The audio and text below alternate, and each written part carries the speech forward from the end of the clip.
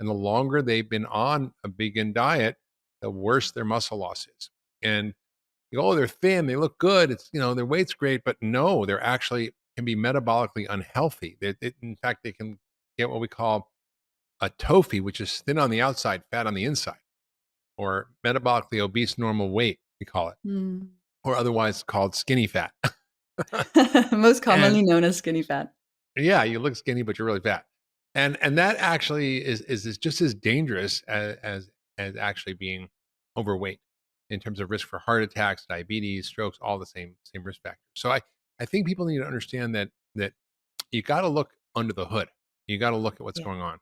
So maybe you're a vegan and you're like, okay, well, how am I going to get protein in the morning? I don't want to eat meat, or I have a whey protein shake, but what can I do? Well, you kind of have to look at your own biology. And I encourage people to look at their continuous glucose monitoring. I encourage people to and measure fasting insulin, even measuring a 2-hour post meal insulin level, which most doctors will not order, but you can try to get them to order it. And if not, you can just, maybe order it yourself. There are now companies where you can order stuff yourself. But I think it's really important. You can go to IHOP and Whereas you have said, breakfast. yeah, you said that in your podcast with Casey or your Instagram live. You said just eat something that has a bunch of glucose in it, eat a bunch of Yeah, rice, and then 2 hours later, go get your insulin, your glucose exactly. tested, and you'll know. Exactly. Yeah. Yeah, yeah. So that's really important. So the tips you gave are so important. The sequencing of food. I mean, Yes. even if you have a glass of wine, and I mean, the worst thing in restaurants, right? Because what do?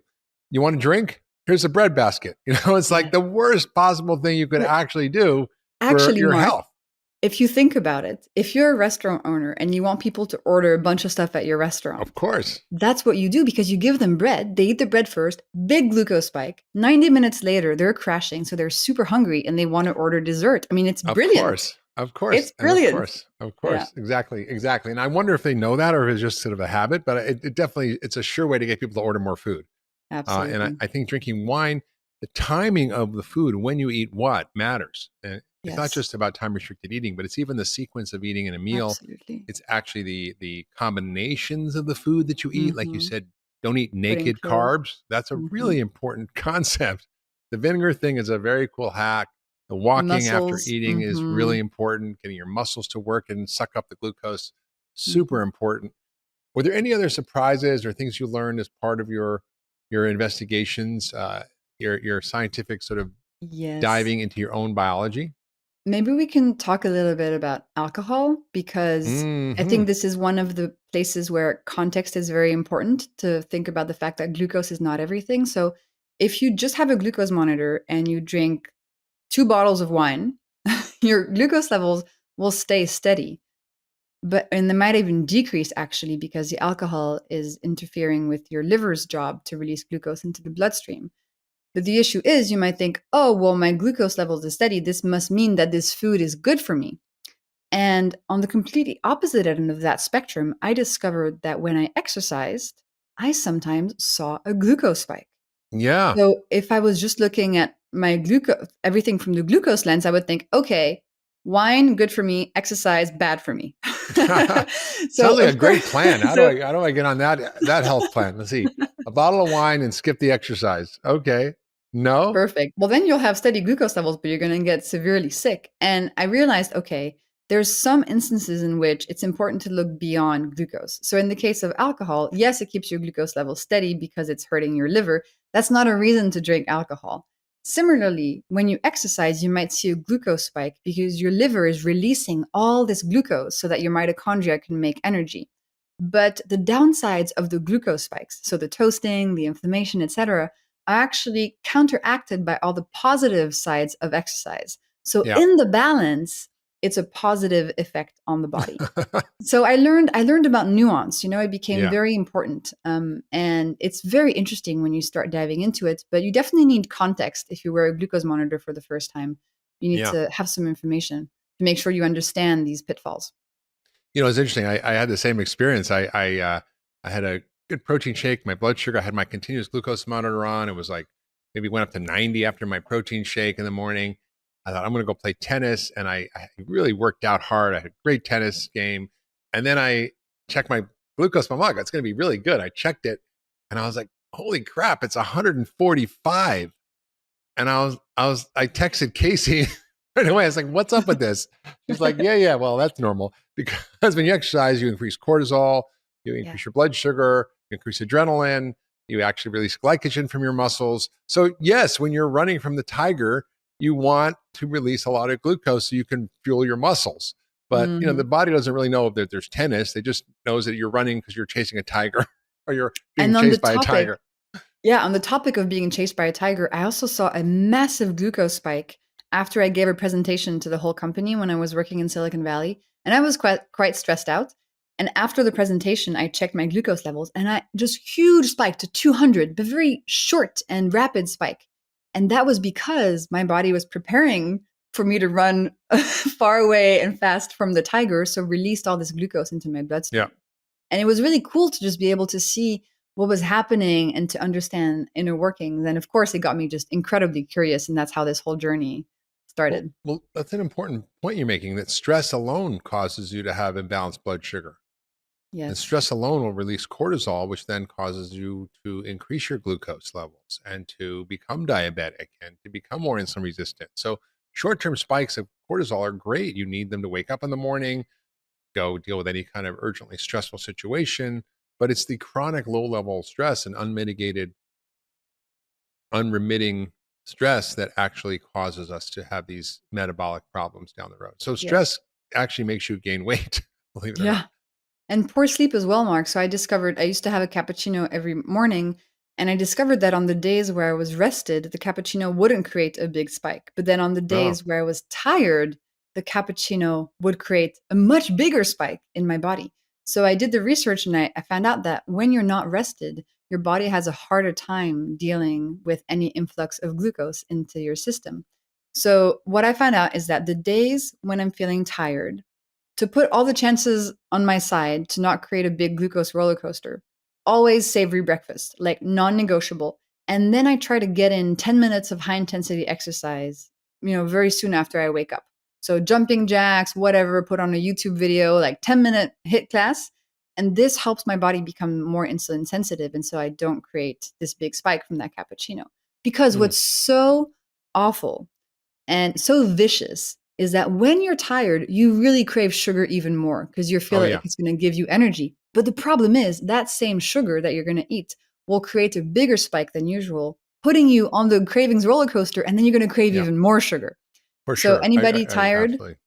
use the hacks even more. It's even more I important. remember that, and I worked in the emergency room and I wouldn't sleep all night. I would, I mean, I literally would like go to the 11 o'clock at night shift. I would Wow. have a quadruple espresso, a half a pint of ice cream, and a giant chocolate chip cookie. No, And then I would go to work. And no. it Okay, would so like you get were me throwing through. shade on my It would, Nutella crepe, but you were doing some pretty I naughty would, stuff too. I was like jacking myself to get through the night so I could actually stay up all night and see patients. And then I would kind of crash at 3 in the morning or 2 or 3 in the morning. And I'd go to the McDonald's and I'd get an apple strudel and a bunch of French fries because and it was the only thing open in the hospital in the middle of the night. And I think the data is so clear that when you are sleep deprived, and they've done this with healthy young volunteers, your ghrelin levels go up, which makes you hungry, and the hormone that keeps you having a break on your appetite called PYY goes down. And so you end up in this double whammy where the thing that's supposed to make you stop eating is shut off, and the thing that makes you want to eat more and more goes up just from lack of sleep. Yeah, and it's vicious because you feel like the sweet stuff is giving you energy, but then as we know, it's actually harming the long-term ability of your mitochondria to make energy. So, you think that the apple strudel is giving you energy, it's giving you pleasure, but long term it's harming you. Amazing. So what to close here? What is the typical day in the life of a glucose goddess look like? Okay, so let's see. Morning leftovers for breakfast. So, as mentioned for this morning, it was leftover cauliflower and green beans and onion, and then I had some eggs. Mm, Then what often happens to me, Mark, is that as I'm going for my walk in the morning, I'll see something that looks really tasty. Usually it's chocolate based. And so what I do now is that I buy the tasty thing, but I don't eat it right then. I tell myself I'll have it for dessert after my lunch. So before lunch, tall glass of water with some vinegar in it. Lunch is usually lots of greens, some nice protein. I eat everything, so it's probably going to be some meat or chicken or fish. Mm. And then I have the little sweet thing that I bought for myself. And then I go for a walk or I work out or I do some exercise, whatever it is, or I dance around, do my laundry. And then for the evening, if I have friends over, what I'll do is I'll do a big plate of vegetables that people can munch on while I'm cooking. So, in France, we have this thing called crudité, which is raw vegetables, carrots, cucumbers, maybe with some hummus, some avocado.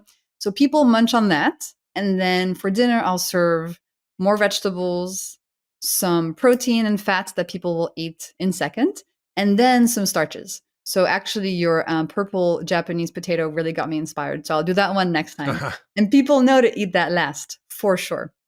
And then I get everybody up. We go for a walk around the block. So when people get back, they have a lot of energy and they help me clean up the kitchen. It's as simple as that.